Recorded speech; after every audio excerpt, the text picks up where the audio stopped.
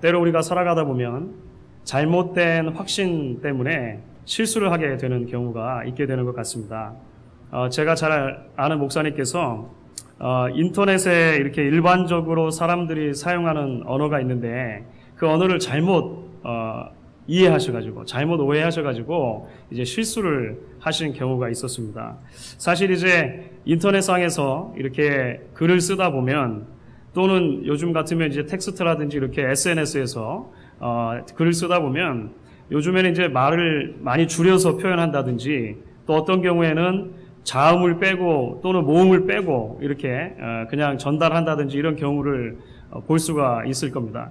여러분들 이런 기호 한번 보신 적 있으세요? 예, 아시는 분은 아시죠?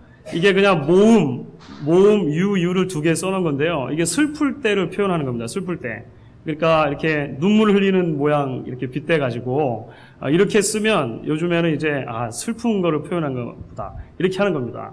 반면에 기쁠 때를 표현하는 그런 것도 있어요. 그거는 자음만 가지고 씁니다. 이렇게 쓰는 거죠. 히읗 쓰든지 키읔 쓰든지 하는 거예요. 예, 써본 분들이 있으신 것 같은데요. 벌써 웃으시는 거 보니까. 그래서 하하하라든지 아니면 뭐 킥킥킥 이렇게 하는 거를 줄여가지고 그런 의성어를 줄여서 이제 자음만 늘어놓고 그렇게 이제 의미를 전달하는 것입니다. 제가 잘 아는 그 목사님께서는요, 히읗을 하하하로 이해하신 게 아니고요, 흑인 줄 아셨대요.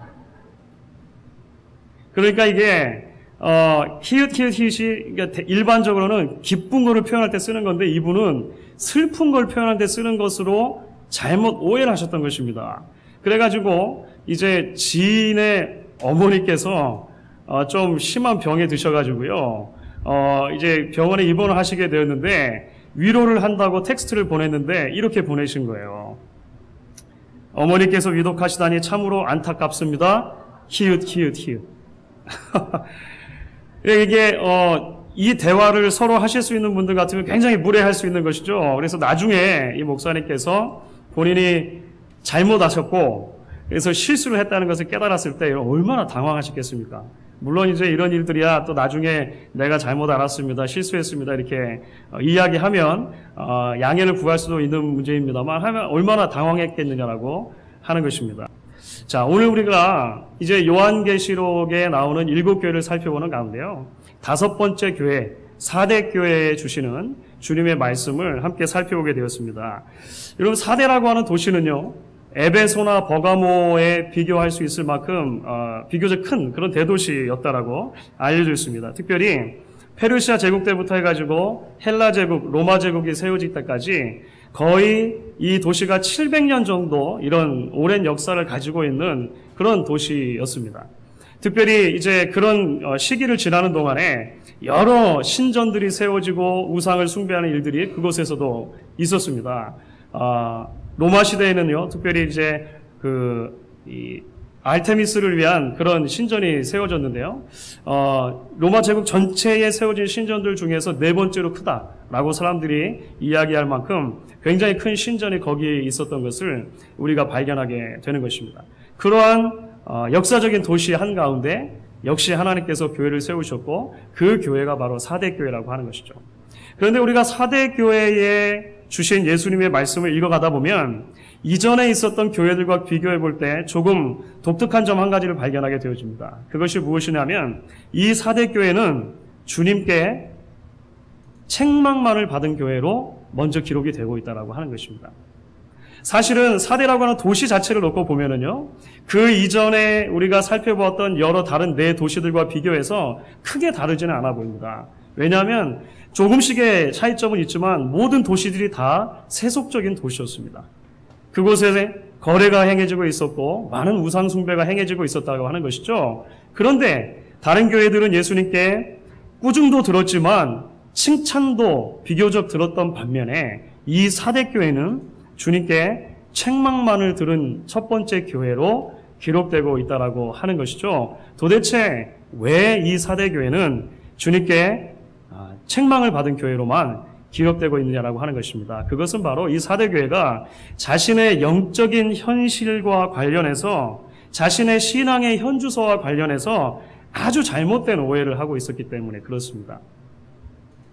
인터넷에서 사용하는 언어에 대해서 오해하는 것 정도야 실수하더라도 나중에 이제 양해를 구할 수 있는 것이지만 신앙의 문제에 있어서 자신의 영적인 현주소에 있어서 오해하고 잘못 이해하는 것은 주님께 굉장히 심각한 꾸중을 질책을 들는 아주 심각한 요소였다라고 하는 것을 발견하게 되는 것입니다.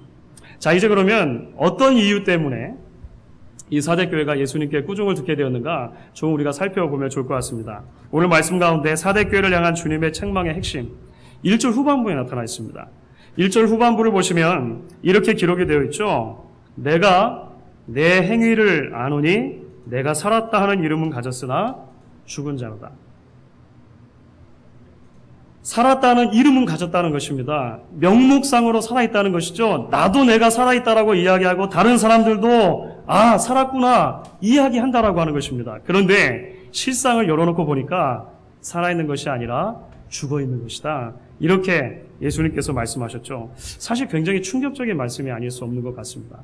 내가 살았다 하는 이름은 가졌으나 죽은 자로다. 이것이 무슨 말이겠습니까? 영적인 의미에서 사망 선고를 내리는 것과 마찬가지잖아요. 굉장히 심각한 말씀이라고 하는 것입니다. 여러분이 성도라는 이름은 겨우 유지하고 있는지 모르겠지만 사실은 죽어있는 시체입니다. 여러분이 교회라는 이름을 겨우 유지하고 있는지 모르겠지만 사실은 시체들로 가득 찬 공동묘지입니다. 여러분 만약에 우리가 이런 말씀을 듣는다면 이것보다 더 충격적이고 더 비참한 말씀이 어디 있겠느냐라고 하는 것이죠. 그렇기 때문에 저는 오늘 사대교회를 향한 이 말씀 앞에서 우리 모두가 다 참으로 두려운 마음으로 서게 된다 이런 생각을 하게 됩니다. 오늘 말씀을 통해 우리가 발견하는 것은 무엇입니까? 한 성도를 향해 한 교회를 향해 사람들의 평가와 주님의 평가가 전혀 상반될 수 있다라고 하는 사실을 오늘 말씀이 보여주기 때문에 그렇습니다. 나도 그렇고 다른 사람들도 그렇고 이렇게 평가하고 칭찬할 수 있지만 주님께서 보실 때 그렇지 않고 전혀 반대의 평가를 내리실 수도 있다라고 하는 것을 오늘 우리가 말씀을 통해 발견하는 것이죠. 좀 무엇보다도 저는 이 말씀을 통해서 목사로서 또는 목사이기 전에 한 사람의 성도로서 주님께서 저를 어떻게 평가하시고 어떻게 바라보실까 하는 생각에 미치게 되어지니까 이 등골이 오싹해지는 것을 발견하게 됩니다. 이 말씀을 준비하면서 그런 느낌을 받게 돼요. 사람들은 아마도 목사라는 타이틀만 보고서 또는 번지르르한 이력서만 보고서 또는 지난 1년 6개월 동안의 목회를 보고서 칭찬하실 수 있을지 모르겠습니다. 그런데 주님께서도 과연 똑같은 칭찬을 내게 하실 수 있을 것인가? 주님께서 나를 똑같이 그렇게 평가하실 수 있을 것인가? 생각해 볼 때 간담이 서늘해지는 것을 발견하게 되는 것이죠. 사랑하는 여러분, 사람들이 저희 교회를 보고 이렇게 평가할 수 있을 것입니다. 한때 어려움을 겪었지만 저력이 있는 교회. 다시금 성장할 수 있는 가능성이 충분히 있는 교회. 조금 더 나아가면 요즘 필라에서 뜨는 교회. 모르겠습니다. 여러분 그런 말씀 안 들어보셨어요? 이 세 가지 다 저는 실제적으로 들은 말씀입니다. 제 친구 목사님들께도 들었고요. 주변에 있는 많은 분들께서 그렇게 이야기를 해줬습니다. 그런데 여러분, 주님께서도 과연 여러분 한 사람 한 사람을 보시고 우리 교회를 보시고 그렇게 평가해 주실 수 있겠는가? 오늘 우리가 이 말씀 앞에 두려움과 떨림 가운데 서게 될 수밖에 없다라고 하는 것입니다. 주 안에서 사랑하는 성도 여러분, 저와 여러분의 관심이 사람들의 칭찬과 평가 이전에 먼저 주님의 평가에, 주님의 칭찬에 초점이 맞춰질 수 있기를 저는 간절히 소망하는 것입니다. 과연 주님께서 성도인 나를 어떻게 평가하실 것인가? 리더로 세워주신 나의 섬김과 사역을 주님께서 어떻게 평가를 해주실 것인가? 교역자인 나와 나의 섬김 사역들을 주님께서 어떻게 평가해 주실 것인가? 오늘 말씀이 우리에게 던지는 이러한 질문 앞에 먼저 우리가 우리 스스로를 솔직하게 세워볼 수 있어야 하겠다. 오늘 우리가 말씀을 통해 발견하게 되어지는 것입니다. 여러분, 그렇기 때문에 이제 우리는 조금 더 나아가서 이 말씀을 통해 주목해 보기를 원하는 것이 있습니다. 그것이 무엇인가 하면 예수님께서 사대교회에게 영적인 사망 선고를 내리시는 이유입니다. 그렇죠. 도대체 왜 죽었다고 하느냐라고 하는 것이죠. 왜 다른 사람들은 다 살았다라고 하고 나도 내가 살았다라고 하는데 예수님께서는 아니다, 죽었다, 그렇게 말씀하시냐라고 하는 것입니다. 그 이유는 무엇인가 하면 사대교회가 더 이상 하나님께서 원하시는 삶의 열매, 행위의 열매를 맺지 못했기 때문이라고 하는 것을 오늘 말씀을 통해 발견하게 됩니다. 사실이 굉장히 충격적이에요. 예수님께서 믿음에 대해서 먼저 말씀하시는 것도 아니고 다른 어느 것이 아니라 행위에 대해서 말씀하신다고 하는 것입니다. 오늘 1절 후반부와 2절까지의 말씀인데요. 같이 한번 살펴보면 좋겠습니다. 1절 후반부와 2절 전반부까지 제가 읽는 곳에서부터 해가지고 제가 멈추는 것까지 여러분들 아마 따라 하실 수 있을 것 같습니다. 같이 한번 읽어보도록 하겠습니다. 내가 내 행위를 아노니 내가 살았다 하는 이름은 가졌으나 죽은 자로다. 너는 일깨워 그 남은 바 죽게 된 것을 굳게 하라. 내 하나님 앞에서 내 행위에 온전한 것을 찾지 못하였노니. 여기서 반복되고 있는 단어가 있죠. 행위라고 하는 단어입니다. 행위. 그렇죠. 행위를 찾지 못했다라고 하는 것입니다. 행위가 없으므로 죽었다, 이렇게 말씀하고 계시다라고 하는 것입니다. 사실 여기서 이야기하는 행위라고 하는 것은 소위 율법주의에서 말하는 그런 행위의 개념으로 이해하면은 사실 우리가 오해하는 것입니다. 선행이 우리의 구원을 보장한다든지 우리가 우리의 선한 행위를 통해서 구원을 받을 수 있다라고 가르치는 것도 아닌 것입니다. 여기서 말하는 행위는 무엇인가 하면 믿음의 자연스러운 결과로서의 행위를 말하는 것입니다. 믿음의 아주 자연스러운 결과로서의 행위 말이죠. 예수의 생명이 만들어내는 아주 자연스러운 삶의 열매를 말하는 것입니다. 사과나무라면 사과가 맺혀야 하고 포도나무라면 포도가 맺혀야 하는 것처럼 여러분들께서 여름철에 결실을 거두실 것을 생각하시고 봄철부터 고추나무도 심으시고 토마토도 심으시고 깻잎도 심으시고 하시잖아요. 그러면 열매가 열리는 게 살아있는 나무라면 당연하다라고 하는 것입니다. 그런 측면에서 우리가 이해를 하시면 된다라고 하는 것이죠. 살아있는 연어라면 물살을 거슬러서 올라가는 것이 당연한 것처럼 살아있음으로 해서 세상의 도도한 불신앙의 조류에 맞서서 하나님이 기뻐하시는 온전한 삶의 열매를 맺어드리는 그런 삶을 이야기하는 것입니다. 거짓말이 미덕이 되어버린 사회 속에서 정직을 붙들고 살고요. 극도로 음란한 시대 속에서 순결을 지키며 살아가고요. 부패해가는 세상, 어두워져가는 이 세상 속에서 하나님께서 우리를 부르신 그 본질, 소금으로, 빛으로 그냥 그렇게 살아가는 삶을 행위를 만들어내는 삶이라고 이야기를 하고 있다고 하는 것입니다. 그리고 지난주에는 우리가 두아디라 교회라고 하는 교회를 살펴보지 않았습니까? 그 두아디라 교회가 바로 그런 교회였었죠. 우리가 한번 기억을 더듬어 보시면 좋겠습니다. 2장 19절 두아디라 교회를 향한 말씀 속에서 이렇게 이야기를 하셨습니다. 내가 내 사업과 사랑과 섬김과 인내와 믿음과 인내를 아노니 내 행위가 처음 것보다 많도다. 이게 그 교회를 향한 칭찬이었다고 하는 것이죠. 두아디라 교회는 믿음과 하나님을 향한 지식이 있었을 뿐만 아니라 그 믿음이 삶 속에서 구체적인 열매를 맺어가는 그런 교회였다고 하는 것입니다. 더욱이 그 열매가 시간이 흐르면 흐를수록 더 많아졌다는 거예요. 시간이 흐를수록 신앙이 식어가고 열매가 적어지는 것이 아니라 오히려 더 크고 많은 열매들을 맺어드리는 교회, 그래서 주님께 칭찬을 받은 교회였다고 하는 것입니다. 사대교회 문제는 무엇이었습니까? 그렇지가 않았다고 하는 것이죠. 사대교회 문제는 그 열매를 찾아볼 수가 없었다라고 하는 것입니다. 마치 죽은 물고기 같았다라고 하는 거예요. 여러분, 죽은 물고기를 한번 상상해 보십시오.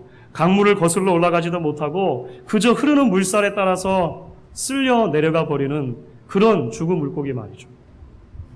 그렇게 물살에 따라서 흘러내려가다가 어느 한 기슭에 닿게 되면 그곳에서 썩어가겠죠.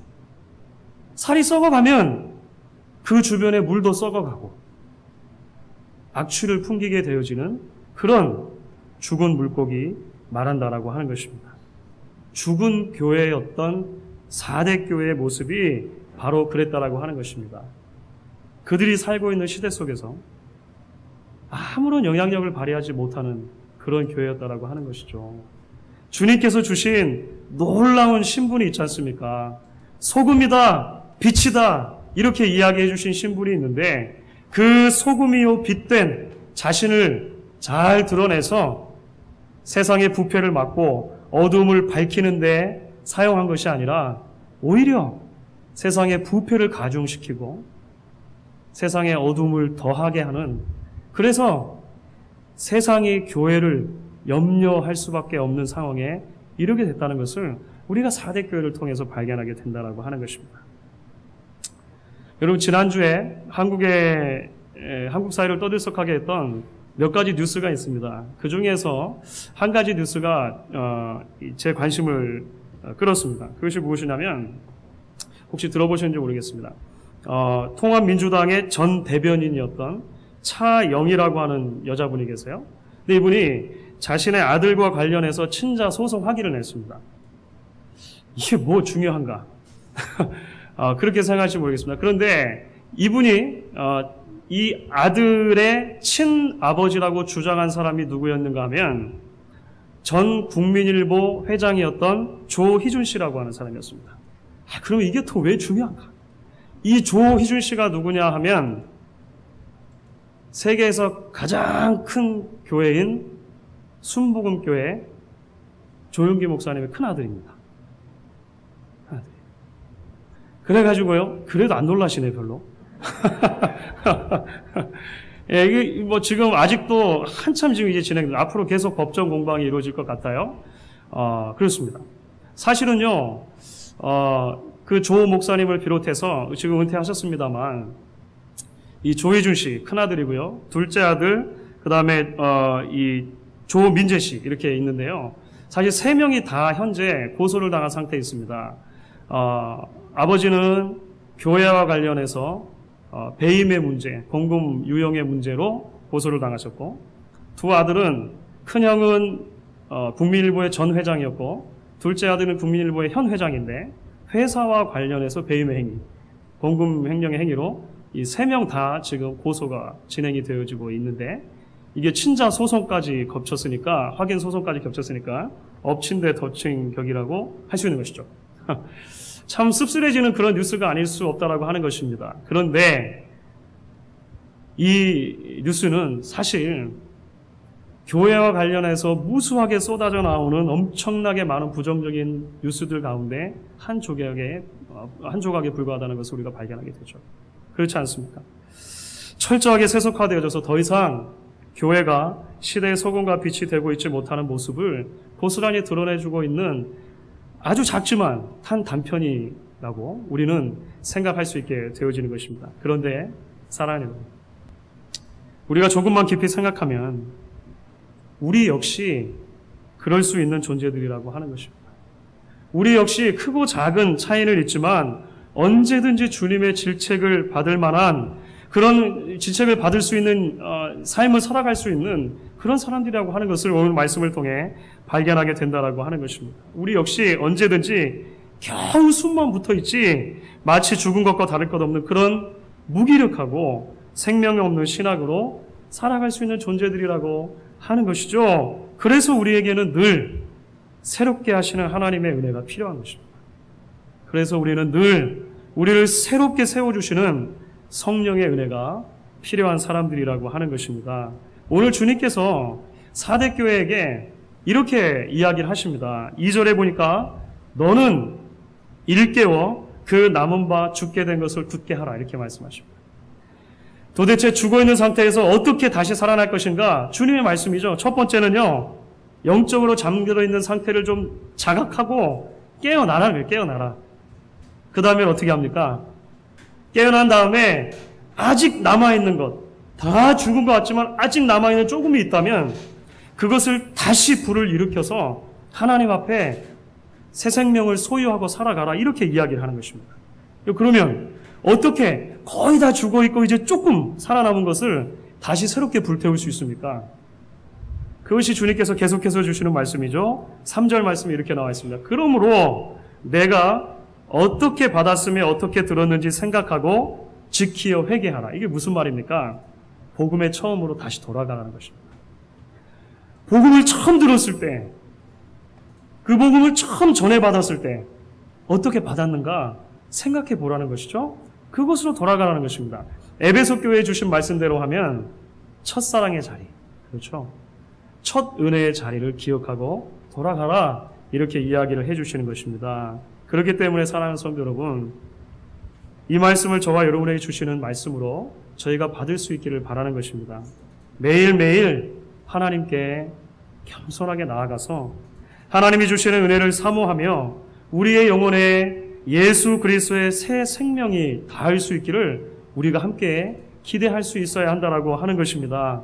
매일 아침 눈을 뜨면 우리의 심장에 다시금 새로운 예수 그리스도의 생명이 박동치고 우리의 혈관마다 예수 그리스도의 보혈의 은혜가 다시 한번 가득 차게 되기를 기억하고 소망할 수 있어야 한다라고 하는 것입니다. 여러분들이 예배 자리에 오실 때마다, 기도의 자리에 나오실 때마다 하나님, 제가 우리 가운데 가장 연약할 수 있는 사람입니다. 그렇기 때문에 하나님께서 오늘 나를 은혜의 가장 첫 자리에 세워주셔야 합니다. 하나님이 나를 은혜의 첫 자리에 세워주지 않으시면 저는 곧 죽고 말지도 모르겠습니다. 이러한 결단과 이러한 소망을 가지고 하나님께 나아올 수 있어야 한다라고 하는 것입니다.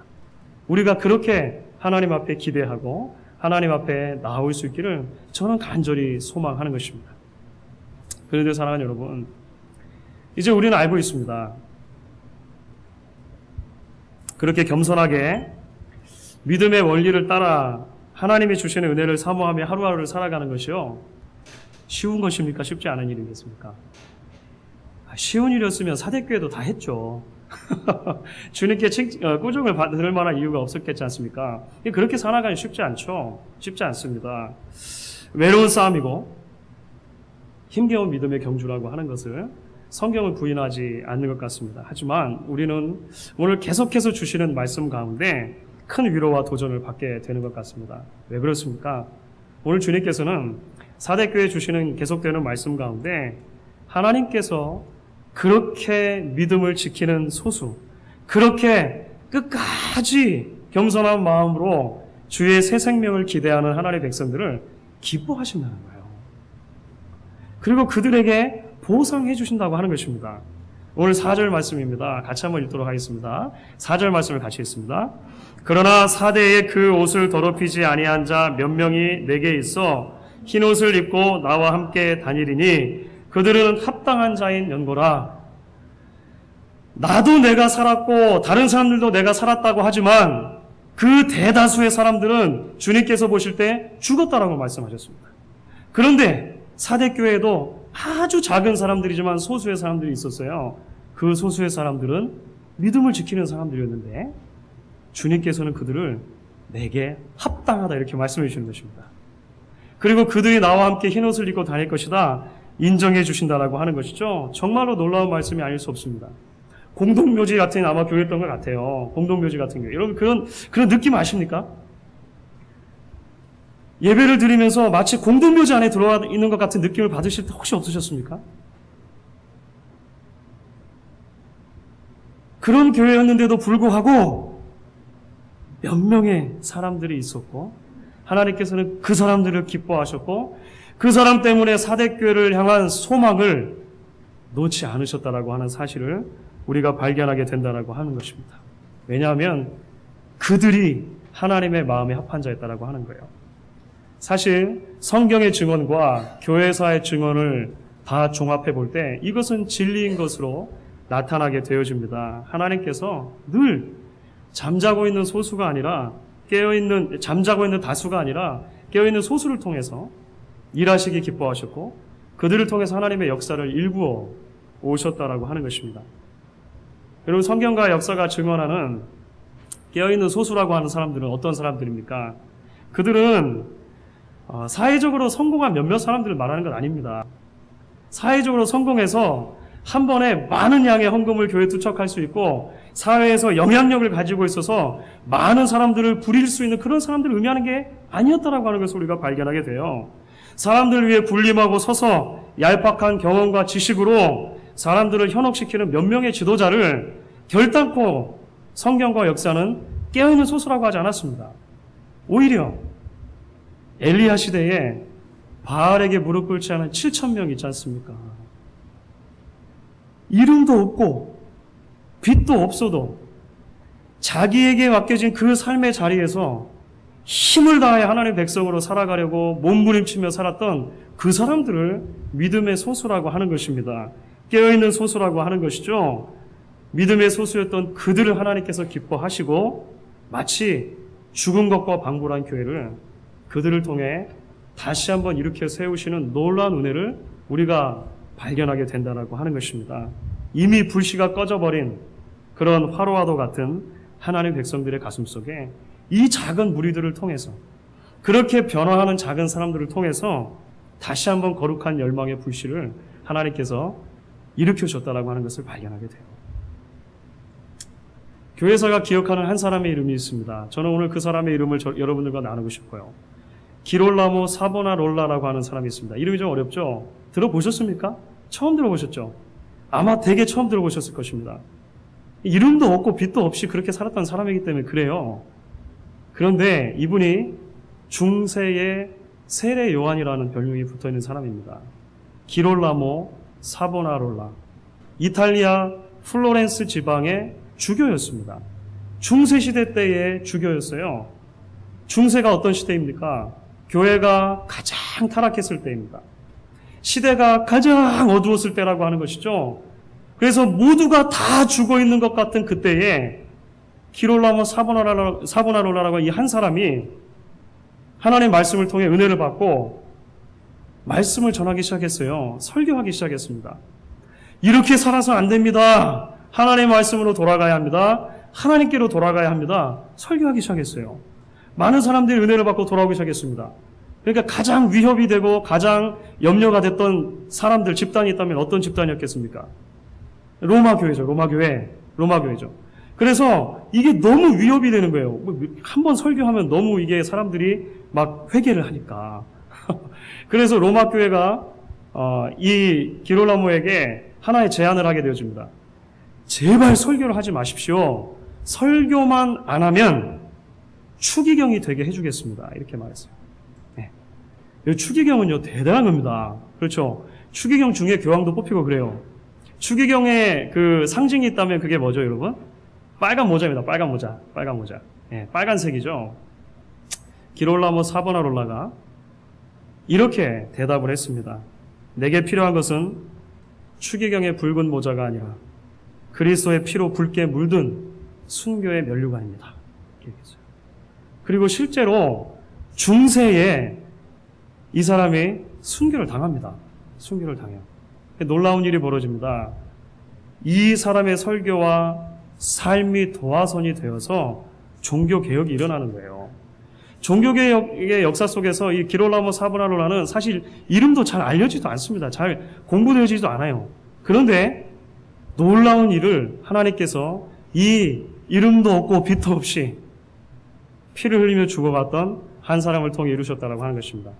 더 관심이 있는 분들은 제 사무실 서재에 이분에 대한 전기가 책이 꽂혀 있어요. 흔치 않은 전기입니다. 이게 전기도 잘 안 써지는 분인데 제 책 한 권이 있습니다. 사랑하는 여러분, 말씀을 좀 정리하려고 합니다. 한국에 화로 횟집에 가면 가게 앞에 수조가 있죠. 그리고 그 수조 안에 생선들이 들어있습니다. 그 사람들이 이제 이 회를 먹고 싶으면 가가지고요, 수조를 보고 이렇게 탁 집어가지고 요 놈으로 하겠습니다 하면 주인이 그거를 잡아준대요. 뭐 제가 이제 들은 바에 의하면 뭐 그것도 진짜가 아닐 수 있는 가능성이 많다고 하더라고요. 제일 싱싱한 거를 되게 이렇게 지목을 하니까 주인이 그 식당으로 그걸 가지고 갔다가 잡기는 다른 놈을 잡고 이 싱싱한 거는 계속 싱싱하니까 다시 수조로 들여보내고, 그러니까 얘는 건강이 있는 동안만큼은 계속 왔다 갔다가 하는 그런 운명을 타고난 거죠. 하여간 그 화로회라고 하는 거예요. 여러분, 바다 낚시하는 분들은 알고 있어요. 바다 낚시하는 분들. 바다에서 지금 막 잡아 올려서 펄떡펄떡 뜨는 생선을 바로 회를 쳐서 먹는 것과 그렇게 수조 안에 살아있다고는 하지만 수조 안에 들어있는 생선 먹는 것이 천양지차라고 하는 것을 바다 낚시하는 분들은 알고 있다라고 하는 것입니다. 사랑하는 여러분, 하나님께서 예수 그리스도 안에서 저와 여러분에게 새 생명을 허락해 주셨습니다. 여러분 그 사실 믿으십니까?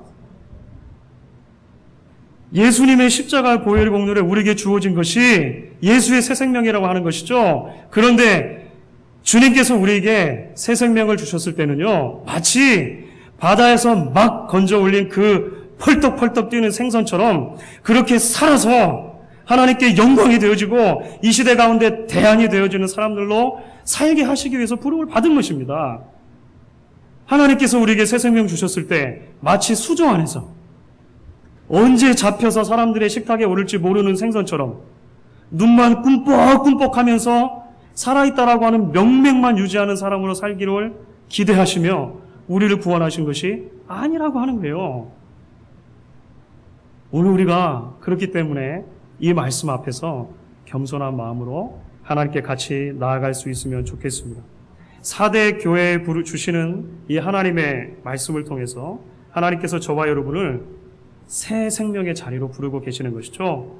이와 같이 우리가 다시 한번 말씀 안에서 하나님을 붙들고 믿음의 사람들로 정말로 깨어있는 솥으로 그래서 하나님을 향한 불타는 생명력을 가지고 영적으로 죽은 것과 같은 방불한 이 시대 가운데 거룩한 하나님의 생명력을 흘려보내는 하나님의 백성들로 살아갈 수 있게 되어지기를 저는 간절히 소망하는 것입니다.